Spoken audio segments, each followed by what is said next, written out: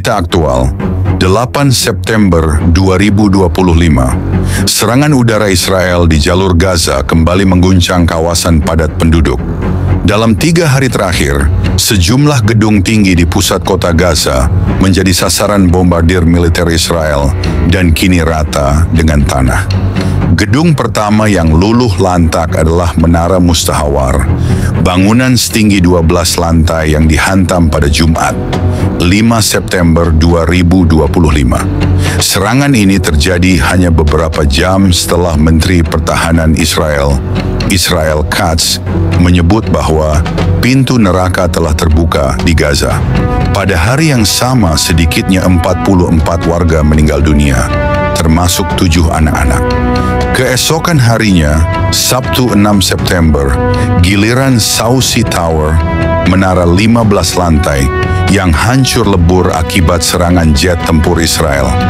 Ledakan itu juga melukai para pengungsi yang tinggal di tenda sekitar gedung. Seorang warga yang selamat mengatakan kini ia kehilangan segalanya. Serangan berlanjut pada Minggu, 7 September 2025, dengan target Al-Ruya Tower, bangunan 5 lantai yang berisi apartemen, klinik, pusat kebugaran, dan toko. Saat serangan berlangsung, pasukan Israel juga melancarkan operasi lain yang menewaskan lebih dari 65 orang di berbagai titik jalur Gaza. Militer Israel mengklaim bahwa mereka telah memberi peringatan evakuasi sebelum menghantam menara tersebut. Namun kenyataannya, para pengungsi yang berlindung di tenda-tenda sekitar terpaksa kembali berlarian menyelamatkan diri. Menurut laporan Pertahanan Sipil Palestina, sepanjang operasi ini Israel telah merobohkan lebih dari 50 gedung di Gaza. Sementara itu, warga menegaskan tidak ada lagi wilayah yang benar-benar aman. Bahkan daerah Al-Mawasi yang disebut Israel sebagai zona kemanusiaan tetap menjadi sasaran serangan berulang. Kementerian Dalam Negeri Gaza memperingatkan warganya agar tidak mempercayai klaim Israel tentang zona aman tersebut. Hingga kini, data resmi mencatat korban jiwa akibat serangan Israel sejak Oktober 2023 telah melampaui 64.000 orang, dengan lebih dari 160.000 lainnya luka-luka.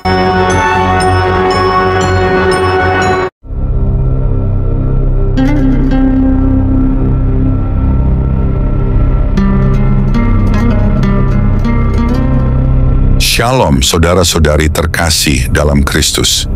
Hari ini kita menyaksikan sebuah peristiwa yang menggetarkan dunia. Gaza kembali menjadi pusat perhatian dengan 3 menara tinggi hancur hanya dalam 3 hari oleh serangan udara Israel. Dunia menyorot, bangsa-bangsa berteriak, tetapi firman Tuhan justru mengungkapkan kebenaran yang lebih dalam, bahwa ini bukan sekadar konflik politik, melainkan peperangan rohani yang berakar dari sejak zaman nenek moyang. Alkitab berkata dalam Kejadian 12 ayat 3, "Aku akan memberkati orang-orang yang memberkati engkau, dan mengutuk orang-orang yang mengutuk engkau. Dan olehmu semua kaum di muka bumi akan mendapat berkat." Inilah janji Tuhan kepada Abraham. Israel tidak dipilih oleh kekuatan mereka, bukan karena mereka bangsa besar, tetapi karena kasih dan pilihan kekal Tuhan. Dunia boleh mencoba menggempur mereka, tetapi tangan Tuhan tetap menopang mereka. Ketika gedung-gedung di Gaza runtuh, ketika dunia menangis melihat reruntuhan, firman Tuhan mengingatkan, yang menentang Israel akan berhadapan langsung dengan Tuhan. Saudara, Gaza bukan nama yang baru dalam Alkitab. Kitab Amos 1 ayat 6 dan 7 berkata, "Beginilah firman Tuhan, oleh karena 3 perbuatan jahat Gaza, bahkan oleh karena 4 perbuatan mereka, aku tidak akan membatalkan hukumanku. karena mereka telah mengangkut tawanan-tawanan dengan sepenuhnya untuk menyerahkannya kepada Edom, maka aku akan melepas api ke dalam tembok Gaza, sehingga puri-purinya dimakan habis. Perhatikan, Tuhan sudah menubuatkan bahwa Gaza akan dihantam api. Api itu bisa berarti peperangan, kehancuran, atau serangan yang meluluh lantakkan kota. Dan hari ini, apa yang terjadi? 3 menara tinggi, Mustahawar, Sausi Tower, dan Al-Ruya Tower, rata dengan tanah hanya dalam 3 hari. Firman Tuhan sedang digenapi di depan mata kita. Media dunia menyorot Israel sebagai penyerang. Israel dituding kejam, menargetkan warga sipil. Tetapi Alkitab berkata dalam Yesaya 54 ayat 17, "Setiap senjata yang ditempa untuk melawan engkau tidak akan berhasil, dan setiap orang yang bangkit melawan engkau di pengadilan akan engkau buktikan bersalah. Itulah milik pusaka hamba-hamba Tuhan, dan kebenaran mereka daripadaku." Demikianlah firman Tuhan. Israel sedang berdiri di medan perang bukan untuk menghancurkan dunia, tetapi untuk bertahan hidup. Bangsa kecil ini selalu dikepung, namun mereka tetap ada. Kenapa? Karena tangan Tuhan sendiri menopang mereka. Israel memberi peringatan evakuasi, tetapi dunia berkata, tidak ada tempat aman di Gaza. Alkitab sudah menubuatkan bahwa bangsa yang melawan umat Tuhan tidak akan memiliki perlindungan. Lihat saudara, zona aman yang diklaim musuh bukanlah perlindungan sejati. Satu-satunya tempat aman adalah di dalam perkenanan Tuhan. Gaza bisa mendirikan tenda, bunker, zona aman. Tetapi selama mereka menentang Israel, tidak ada perlindungan yang nyata. Jumlah korban di Gaza kini lebih dari 64.000 jiwa sejak Oktober 2023. Dunia bertanya, apakah ini adil? Apakah ini kemanusiaan? Tapi firman Tuhan menjawab, ini adalah penggenapan dari hukuman Tuhan atas bangsa-bangsa yang melawan Israel. Zefanya 2 ayat 4 dan 5 berkata, sebab Gaza akan ditinggalkan dan Askelon menjadi sunyi sepi. Asdod akan dihalau pada tengah hari dan Ekron akan dicabut dengan akar-akarnya. Celakalah kamu penduduk daerah tepi laut, hai bangsa Kreti. Firman Tuhan ada terhadapmu, hai Kanaan, tanah orang Filistin. Aku akan membinasakan engkau, sehingga tidak ada seorang pun yang mendiami engkau. Tidakkah ini ngeri? Tuhan sendiri sudah bernubuat bahwa Gaza akan ditinggalkan dan dibinasakan. Kita sedang melihat firman itu hidup hari ini. Saudara, lihat apa yang terjadi. Dunia mendukung Palestina, PBB mengutuk Israel, negara-negara Arab mengancam, bahkan bangsa-bangsa besar bergabung mengecam. Tetapi Alkitab berkata dalam Mazmur 83 ayat 4 dan 5. Mereka berkata, marilah kita musnahkan mereka, sehingga mereka tidak lagi menjadi satu bangsa, supaya nama Israel tidak diingat lagi. Dengan seia sekata mereka berunding bersama, mereka mengadakan persekongkolan melawan engkau. Perhatikan, ketika bangsa-bangsa bersekongkol melawan Israel, sebenarnya mereka sedang bersekongkol melawan Tuhan. Maka bukan Israel yang harus takut, tapi bangsa-bangsa itu. Setiap rudal, setiap serangan, setiap kata kutukan yang diarahkan ke Israel, sesungguhnya diarahkan kepada Allah Israel. Mereka menyerang Israel selama bertahun-tahun, menggali terowongan, menembakkan roket, menjadikan anak-anak sebagai tameng. Kini waktunya panen penghukuman. Israel akan tetap ada. Dunia boleh berusaha menghapus mereka dari peta, tetapi nubuat berkata, bangsa ini tidak akan lenyap. Yeremia 31 ayat 35 dan 36. Saudara, Ketika menara-menara di Gaza runtuh, dunia melihat reruntuhan, tetapi kita yang percaya, firman melihat penggenapan nubuat. Ketika dunia menangisi korban, kita juga berduka, tetapi kita tahu ini adalah panggilan untuk dunia bertobat, untuk berbalik dari melawan umat Tuhan. Tuhan sedang berbicara keras kepada bangsa-bangsa. Jangan berani-berani melawan Israel, sebab yang melawan mereka akan aku hancurkan. Dan hari ini pesan firman Tuhan jelas. Israel akan tetap berdiri. Gaza akan semakin roboh. Dunia akan tahu bahwa Allah Israel hidup.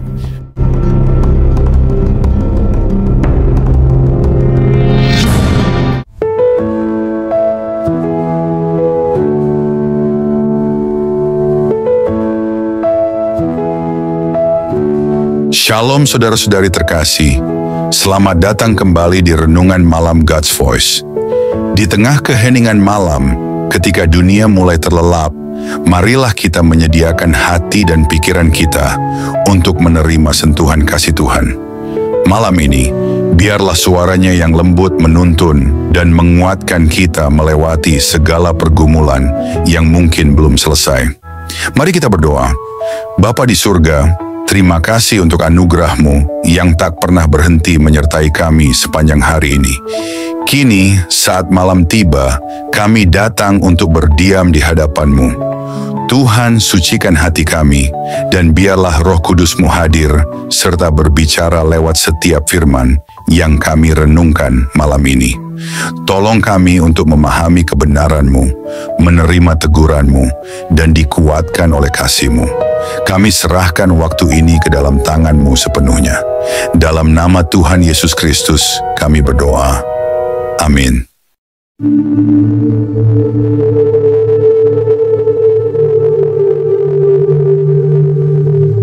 Saudara-saudari terkasih dalam Kristus, dunia tertuju pada Gaza.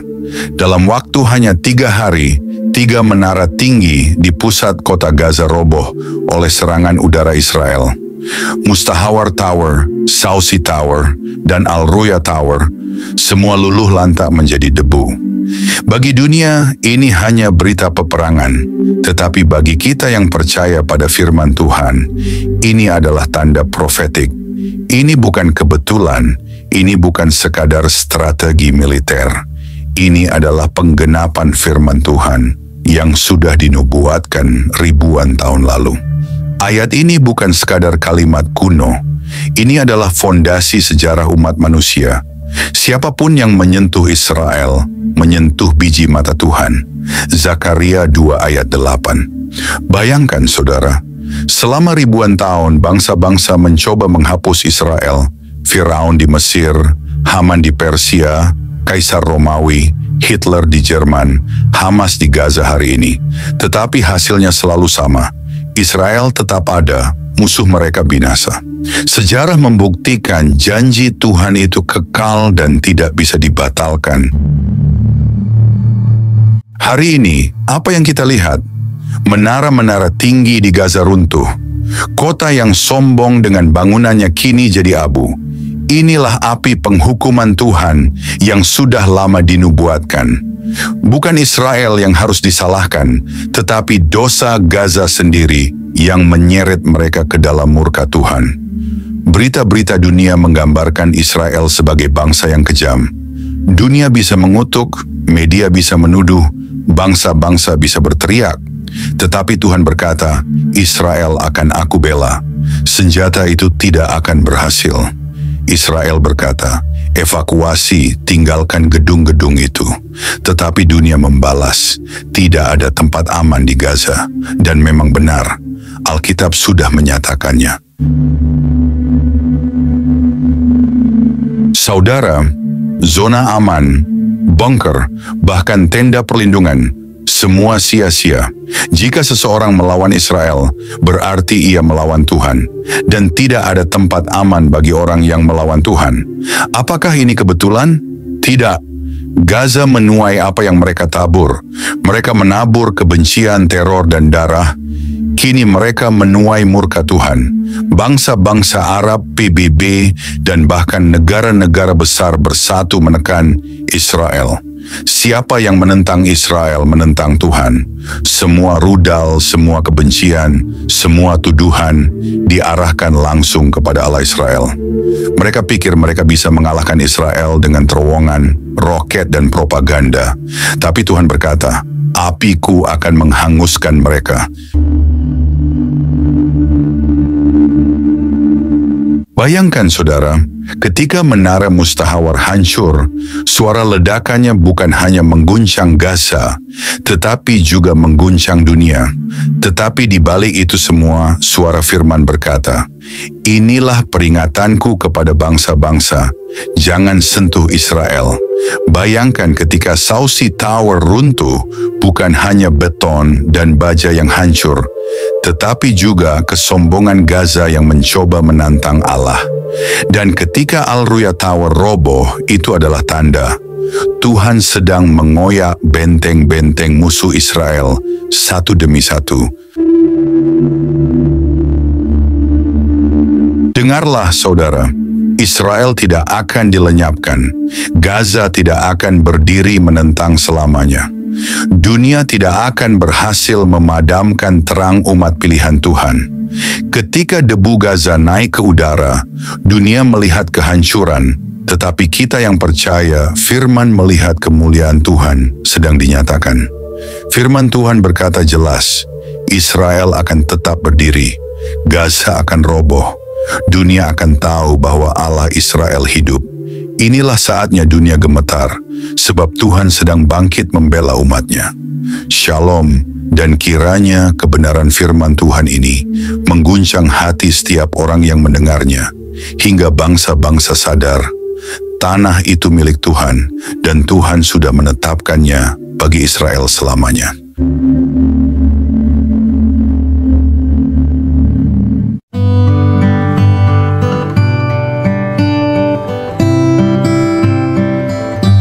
Mari kita berdoa. Bapa kami yang penuh kasih, di keheningan malam ini kami datang dengan hati yang penuh syukur. Setelah melewati satu hari yang penuh kesibukan, kami ingin berhenti sejenak, mengangkat mata kami ke surga, dan mengucapkan terima kasih kepadamu. Terima kasih Tuhan untuk nafas kehidupan yang Engkau berikan sejak fajar menyingsing. Terima kasih untuk setiap langkah yang dapat kami jalani, untuk setiap tugas yang dapat kami selesaikan, dan untuk setiap perjumpaan yang Kau izinkan terjadi hari ini. Bahkan di tengah kelelahan, kami melihat kebaikan-Mu menyertai kami dalam setiap detik kehidupan. Di malam yang hening ini, kami datang kepadamu dengan hati yang terbuka dan jiwa yang haus akan hadirat-Mu. Setelah mendengar firman-Mu yang hidup, kami terdiam dalam kekaguman. Betapa besarnya kasih-Mu, betapa dalamnya belas kasihan-Mu yang tak berkesudahan. Tuhan, malam ini kami menyerahkan seluruh isi hati kami di hadapan tahta-Mu. Segala beban yang kami pikul, segala luka yang tersembunyi, setiap dosa yang begitu sering kami abaikan, kami letakkan semuanya di kaki-Mu. Ajari kami untuk tidak lagi berpaling. Ajari kami untuk mencintai-Mu dengan segenap hati, segenap jiwa, segenap akal budi kami. Tuhan, malam ini kami tidak ingin hanya menjadi pendengar.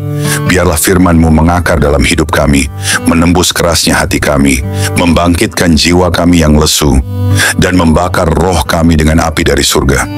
Jika ada jalan dalam hidup kami yang bengkok, luruskanlah Tuhan. Jika ada bagian hati kami yang beku, cairkanlah dengan kasih-Mu. Jika ada keputusan yang salah, tuntunlah kami kembali ke jalan kebenaran. Ya Tuhan, dalam keheningan malam ini, kami rindu berpisik di hadapan-Mu. Ambillah seluruh hidup kami, bentuklah kami seturut gambar-Mu. Jadikan hidup kami alat bagi kemuliaan-Mu, bukan untuk ambisi kami sendiri. Ajari kami menghitung hari-hari kami, supaya kami beroleh hati yang bijaksana. Ajari kami untuk hidup dengan kesadaran bahwa waktu ini singkat dan kekekalan itu nyata. Tuhan, dalam gelapnya dunia ini, nyalakanlah terang-Mu dalam hidup kami. Jadikan kami pelita yang tidak padam, saksi yang tidak malu memberitakan nama-Mu. Ketika dunia menawarkan godaan, kuatkan hati kami untuk tetap setia. Ketika badai datang, peluklah kami dengan damai-Mu yang melampaui segala akal. Ketika tubuh ini lemah, jadilah kekuatan kami. Ketika jiwa ini letih, jadilah penghibur kami. Bapa, kami tahu tanpa Engkau, kami tidak mampu. Tanpa kasih-Mu, kami kosong. Tanpa Roh-Mu, kami kering dan mati. Oleh sebab itu malam ini kami berseru, jangan pernah tinggalkan kami Tuhan. Jangan biarkan kami berjalan setapak pun tanpa penyertaan-Mu. Sebab 1 hari di pelataran-Mu lebih baik daripada 1000 hari di tempat lain. Tuhan, mungkin ada banyak hal yang belum sempurna, banyak rencana yang belum tercapai, tetapi malam ini kami memilih untuk bersyukur. Karena kami tahu, tangan-Mu tetap bekerja, bahkan saat kami tidak melihatnya. Kami percaya segala sesuatu yang terjadi hari ini ada dalam kendali-Mu yang penuh kasih. Terima kasih untuk kekuatan saat kami merasa lemah. Terima kasih untuk penghiburan saat kami hampir menyerah. Terima kasih untuk damai-Mu yang melingkupi hati kami, bahkan di tengah kekacauan. Segala sesuatu yang kami alami hari ini, suka maupun duka, adalah bagian dari rencana-Mu yang indah. Ajari kami untuk melihat bahwa setiap momen dalam hidup kami adalah anugerah. Ajari kami untuk selalu ingat bahwa tanpa-Mu kami tidak bisa berbuat apa-apa. Bapa yang setia, ajari kami untuk tetap rendah hati, untuk tetap bergantung pada-Mu dalam segala hal. Ajari kami untuk tidak sombong atas keberhasilan dan tidak putus asa dalam kegagalan. Kini saat malam melingkupi kami, biarlah hadirat-Mu menjadi naungan kami. Berikanlah tidur yang penuh damai, dan bangunkan kami esok hari dengan semangat baru untuk hidup hanya bagi-Mu. Hingga hari itu tiba, saat kami bertemu muka dengan-Mu dalam kemuliaan kekal, biarlah setiap hari hidup kami menjadi nyanyian pujian yang harum di hadapan tahta-Mu. Dalam nama Yesus Kristus, Tuhan dan Juru Selamat kami yang hidup, kami menutup hari ini dengan penuh syukur dan pengharapan. Amin. Saudara-saudari terkasih, sebelum kita menutup hari ini, mari kita datang dengan kerendahan hati di hadapan Tuhan. Kita mengangkat suara, mengangkat hati, dan dengan penuh iman, kita berdoa sebagaimana Tuhan Yesus sendiri mengajarkan kita. Mari kita ucapkan bersama, doa Bapa kami. Bapa kami yang di sorga, dikuduskanlah nama-Mu, datanglah kerajaan-Mu, jadilah kehendak-Mu di bumi, seperti di sorga. Berikanlah kami pada hari ini makanan kami yang secukupnya, dan ampunilah kami akan kesalahan kami, seperti kami juga mengampuni orang yang bersalah kepada kami. Dan janganlah membawa kami ke dalam pencobaan, tetapi lepaskanlah kami daripada yang jahat, karena Engkaulah yang mempunyai kerajaan, dan kuasa, dan kemuliaan sampai selama-lamanya. Tuhan memberkati engkau dan melindungi engkau. Tuhan menyinari engkau dengan wajah-Nya dan memberi engkau kasih karunia. Tuhan menghadapkan wajah-Nya kepadamu dan memberi engkau damai sejahtera. Amin.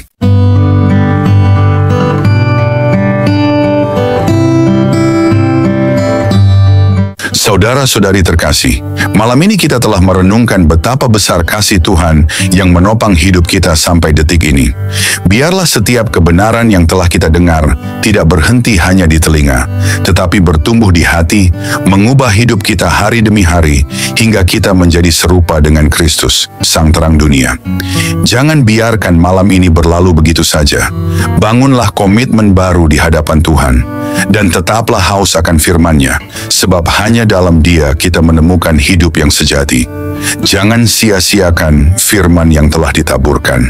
Responilah dengan segenap hidup, dengan segenap jiwa. Biarlah malam ini menjadi malam perubahan, malam perjumpaan sejati dengan Tuhan. Terima kasih sudah setia mendengarkan renungan malam ini. Jika renungan ini memberkati, jangan lupa untuk like, subscribe, dan bagikan kepada lebih banyak jiwa yang membutuhkan sentuhan kasih Tuhan.